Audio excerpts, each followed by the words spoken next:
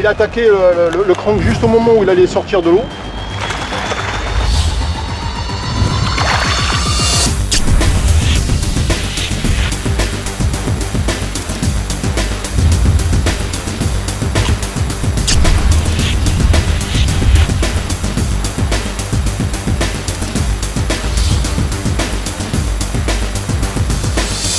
Avec quoi on va les avoir là, les perches sur le gardon, Laurent? Écoute, il y a plusieurs techniques, hein, a priori, tout ce qui est lame, plomb palette éventuellement, crankbait en ce moment, je trouve qu'elles répondent assez bien au crank, notamment sur ce coloris imitation perche soleil. Il faut savoir qu'il y a beaucoup de perches soleil dans la région, et en ce moment les perches soleil se reproduisent, donc je pense qu'elles sont un peu plus vulnérables en ce moment. Alors peut-être que les autres carnassiers se focalisent un peu sur les perches soleil. Je vais pêcher en casting en faisant un peu du power. Ouais. Bon, à savoir que c'est un leurre polyvalent qui peut évidemment prendre aussi éventuellement du brochet ou d'autres carnassiers, mais bon, je vais commencer par ça, après on verra. Il y a une sonorité particulière par rapport aux autres cranks qui ont des fréquences, on va dire, un peu plus bruyantes. C'est un peu plus sourd. Ouais. A priori, avec la taille du leurre que j'utilise, ça sélectionne un peu quand même. Mais bon, il n'y a pas longtemps, j'ai fait des perches de 20, des perches de 20 qui n'hésitent pas à taper sur ce leurre. Mais bon, en général, ça sélectionne quand même des perches, on va dire minimum 30-35 cm.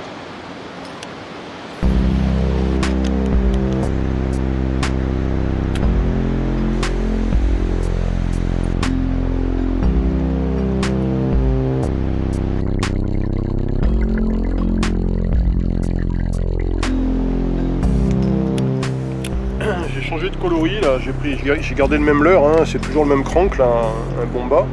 Par contre j'ai mis un coloris un peu plus flashy puisque avec le vent, l'eau s'est un peu troublée, donc j'ai pris une couleur un peu plus voyante.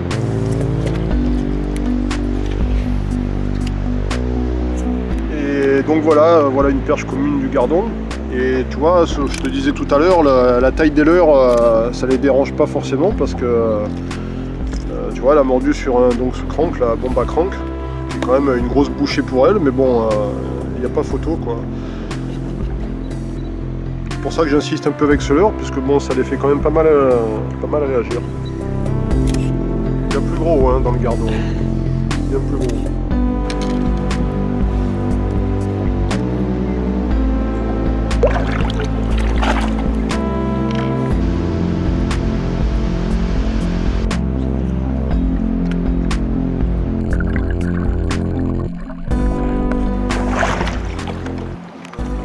Brochet, tu l'as vu? Ouais, je l'ai vu.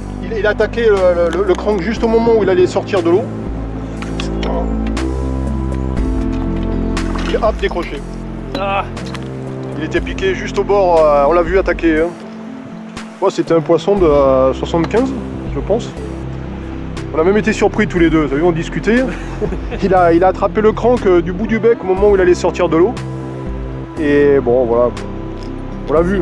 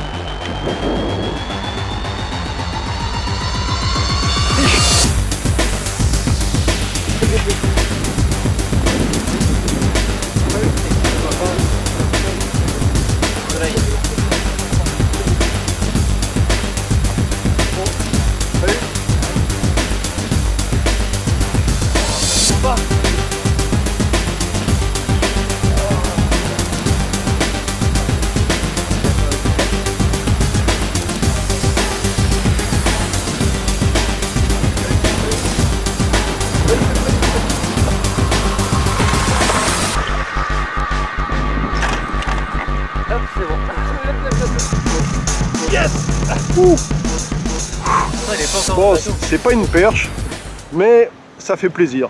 Un très joli brochet du Gardon, comme on aimerait en prendre plus souvent. Beau poisson, beau combat. Tiens, La pince. mets-le dans l'eau, dans l'épuisette là. Ouais.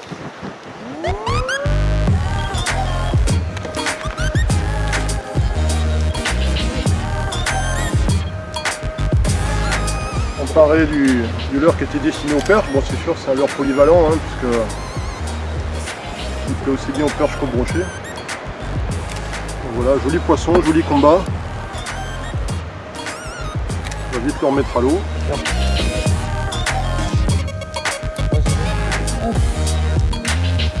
Voilà.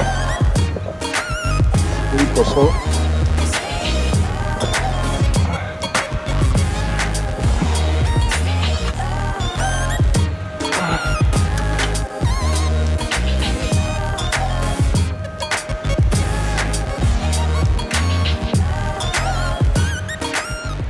À la sortie d'un herbier, là, j'ai pris une violente touche et donc lui, il avait littéralement gobé le tranc. Et donc finalement, c'est un brochet donc, de 92 là, qui a pris mon tranc. Bon, de toute façon, c'est un leurre polyvalent. Je l'utilise pour les perches parce que j'avais remarqué depuis quelques sorties là, que ça les faisait bien réagir. Mais bon, c'est très polyvalent et ça marche donc très bien pour les brochets aussi. Puisque c'est avec ce leurre que j'ai décroché tout à l'heure un brochet d'environ 75. C'est quoi ton montage là? C'est tresse plus un bas de ligne très court de fluoro? Donc un gros fluoro là en 70 centièmes. Ouais. Ensuite, Ouais, il n'y avait pas de risque alors du coup. bah disons pas de risque, ça peut arriver de se faire couper d'ailleurs, tu vois, il est un peu éraillé. Ouais. Mais bon, disons que ça limite quand même beaucoup les risques. Et ensuite un bas de ligne en 30 centièmes, fluorocarbone toujours pour la discrétion. Et ensuite de la tresse en 12 centièmes pour garnir le moulinet. D'accord, ok. Est-ce que tu peux nous raconter un peu ce qui s'est passé lors du combat? Parce que bon, je t'ai vu plonger la canne évidemment sous le bateau, tu étais obligé d'accompagner le poisson pour pas qu'il se décroche. Voilà, j'ai été obligé de rendre un peu la main parce que j'ai vu tout de suite là que c'était un joli poisson et il m'a fait deux rushs, deux beaux rushs, dont un rush sous le bateau là où j'étais un peu surpris. Et donc j'ai été obligé un peu de l'accompagner sous le bateau pour pas casser la canne le temps que je desserre un peu le frein. Il nous a gratifié d'une chandelle magnifique au niveau de l'épuisette, qui a mis nos nerfs à rude épreuve.